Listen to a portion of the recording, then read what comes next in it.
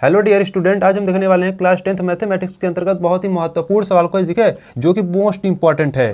क्या है? सिद्ध कीजिए कि करणी में 5 एक अपरिमेय संख्या है। ठीक है, ये हर साल एग्जाम में पूछा जाता है। ठीक, इसलिए वीडियो को शुरू से लेकर अंत तक जरूर देखना। ठीक, आपके 5 या 6 नंबर बन जाएंगे। ठीक है, तो चलो स्टार्ट करते हैं कैसे हल करेंगे इसको। ठीक है, देखिए आपको सिद्ध करना है कि जो करणी में 5 है ना, वो एक अपरिमेय संख्या है। ठीक, तो कैसे सिद्ध करेंगे देखिए। अब यहाँ पे आप मानोगे, लिखोगे आप माना करणी में 5 एक परिमेय संख्या है। ठीक है, इस प्रकार से पहले आप मान लोगे परिमेय संख्या है। ठीक, अब परिमेय संख्या है तो परिमेय संख्या के इसको बराबर दिखाते हैं। तो परिमेय संख्या किसे कहते हैं? जिसे p बटे q के रूप में लिखते हैं उसे परिमेय संख्या कहते हैं। ठीक है, तो यहाँ से हो जाएगा करणी में 5 बराबर p बटे q के रूप में लिखते हैं। और जहाँ q का मान क्या होना, 0 नहीं होना चाहिए। ठीक, तो जहाँ q does not equal to 0। ठीक, देखिए अब यहाँ से जहाँ p व q क्या है, ठीक, यहाँ से लिख सकते हैं जहाँ p व q, जहाँ p व q क्या है, पूर्णांक है। ठीक, ये आपके एग्जाम में 100% आएगा ही आएगा। ठीक, जहाँ p व q पूर्णांक है, तो देखिए हम इस प्रकार से लिख सकते हैं, अगर इस q को इधर भाग में उधर भेजेंगे तो क्या गुणा में, तो p बराबर क्या हो जाएगा, करणी में 5 इंटू q हो जाएगा। ठीक है, तो अब यहाँ पे क्या करेंगे, अब दोनों पक्षों का वर्ग करेंगे। ठीक है, तो यहाँ से लिखोगे दोनों पक्षों का वर्ग करने पर, दोनों पक्षों का वर्ग करने पर। ठीक है, तो दोनों पक्षों का वर्ग करेंगे। देखिए यहाँ पर हो जाएगा p स्क्वायर इक्वल टू, यहाँ पे करणी में 5 इंटू क्यू का स्क्वायर। ठीक, तो यहाँ से निकलेगा p स्क्वायर इक्वल टू, देखिए करणी में 5 का जब स्क्वायर करते हो तो 5 हो जाता है। कैसे? देखिए अगर आप करणी में 5 के स्क्वायर करोगे तो देखिए स्क्वायर और करणी को आप कैंसिल आउट कर सकते हो और यहाँ से 5 ले सकते हो। ठीक है, तो यहाँ से 5 हो जाएगा और क्यू स्क्वायर हो जाएगा। ठीक, तो आप इसे समीकरण नंबर 1 बना लीजिए अभी तक।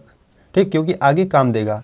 तो यहाँ से देखिए आप लिखोगे अतः यह जो 5 है वो किसको विभाजित कर रहा है। ठीक है, यहाँ पे देखिए जैसे है p square equal to 5q square है। ठीक, इस प्रकार से है। यहाँ पर ये जो 5 है इधर गुणा में, जब इसको इधर भेजेंगे तो क्या आ जाएगा, भाग में, यानी कि p स्क्वायर बट्टे 5 इक्वल टू q स्क्वायर बचेगा। यानी कि जो 5 है वो p स्क्वायर को क्या कर रहा है, विभाजित कर रहा है। ठीक है, तो यहीं पर यहाँ पर लिखेंगे। ठीक, तो लिखोगे आप 5 जो है किसको विभाजित कर रहा है, p स्क्वायर को। 5p स्क्वायर को विभाजित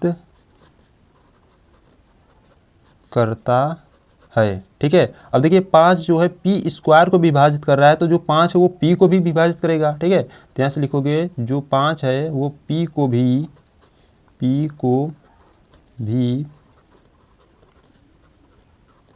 विभाजित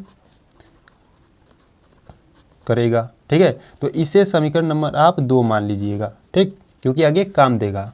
ठीक है, देखिए यहाँ पर ये कंप्लीट हुआ यहाँ तक। अब देखिए आप फिर मानोगे पुनः माना कि, देखिए अब पुनः माना p बराबर, देखिए अब p बराबर क्या मानोगे, p बराबर यहाँ से अगर 5, देखिए यहाँ पर 5 को सिद्ध कर रहे हो, यानी कि जो करणी में 5 को सिद्ध कर रहे हो, तो यहाँ पे मानोगे p बराबर 5 और k के स्थान पर आप कुछ भी मान सकते हो, x y z कुछ भी मानो। ठीक है, जहाँ k जो है वो क्या है, पूर्णांक है। ठीक है, जहाँ k क्या है, पूर्णांक है। तो यहाँ पे देखिए जो p बराबर 5k माने हो, इसका जो मान है, यानी कि जो p बराबर 5k, इसको हम समीकरण नंबर 1 में रखते हैं। ठीक है, तो यहाँ लिखोगे p का मान समीकरण नंबर 1 में रखने पर, तो समीकरण नंबर 1 क्या उसे लिख लेते हैं। तो समीकरण नंबर 1 है p square equal to 5q square, ये समीकरण नंबर 1 है। अब यहाँ p बराबर 5k है तो यहाँ पर रख देंगे। तो देखिए p के स्थान पर 5k स्क्वायर है तो स्क्वायर इक्वल टू इधर है 5q स्क्वायर। ठीक, 5 का स्क्वायर कितना होता है, 25 होता है, और k का स्क्वायर हो जाएगा इक्वल टू 5q स्क्वायर। 5 एक कम 5, 5 बचे 25, तो बचा कितना, 5k square equal to q square. ठीक है, तो यहाँ पे ध्यान दीजिए ये जो 5 है इधर गुणा में है, जब हम इसको इधर भेजेंगे उस पर पक्षांतर करेंगे तो क्या हो जाएगा, भाग में। ठीक, यहाँ से देखिए यहाँ 5k स्क्वायर इक्वल टू है q स्क्वायर। ठीक है, अब यहाँ से जब हम 5 को उस बगल भेजेंगे तो क्यू स्क्वायर बट्टे 5 हो जाएगा। ठीक, अब ये जो 5 है और किसको विभाजित कर रहा है, क्यू स्क्वायर को। ठीक है, तो यहाँ से यहाँ पे लिखोगे आप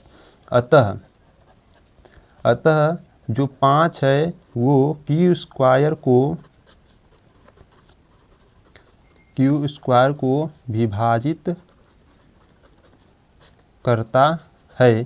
देखिए 5 जो है क्यू स्क्वायर को विभाजित करता है, तो 5 जो है क्यू को भी विभाजित करेगा। ठीक है, तो इसीलिए जो 5 है वो क्यू को भी विभाजित करेगा। आप इसे समीकरण नंबर 3 बना लीजिएगा। ठीक है, तो देखिए अब आपको कुछ देखिए आपको अब लिखना होगा इस प्रकार समीकरण 2 व 3 से। ठीक है, देखिए समीकरण 2 क्या है, जो 5 है वो P को भी विभाजित करता है, और समीकरण नंबर 3 है जो 5 है वो Q को भी विभाजित करता है। ठीक है, तो इससे हमें यह पता चलता है कि जो P व Q है, ठीक है, जो P व Q का जो उभयनिष्ठ गुणनखंड है, P व Q का उभयनिष्ठ मतलब कॉमन होता है। ठीक है, उभयनिष्ठ गुणनखंड है वो कितना है, 5 है। ठीक है, कैसे, देखिए जो 5 है वो P को भी विभाजित करता था। ठीक है, और इसमें भी जो 5 है वो Q को भी विभाजित करता था। ठीक है, तो इसमें 5 और इसमें 5 दोनों में क्या 5 है, तो उभयनिष्ठ गुणनखंड क्या है, 5 है। ठीक, तो यहाँ से आप लिखोगे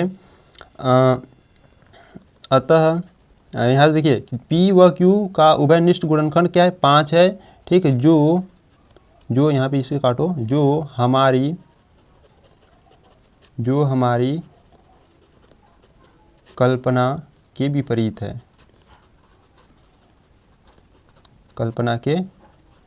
है, ठीक है। अब यहाँ पे थोड़ा सा आपको और थोड़ा स्टेटमेंट लिखना होगा। देखिए किस प्रकार से आपको लिखना होगा, तो देखिए ये आपको थोड़ा सा स्टेटमेंट और लिखना होगा। क्या है, यह विरोधाभास हमारी गलत कल्पना के कारण हुआ है कि करड़ी में 5 एक परिमेय संख्या है, अतः करड़ी में 5 एक अपरिमेय संख्या है। ठीक है, इसे लिखना जरूरी है। ठीक है, इसे लिखना मत भूलिएगा। ठीक, तो यहाँ से लिख दोगे हेंस प्रूव्ड।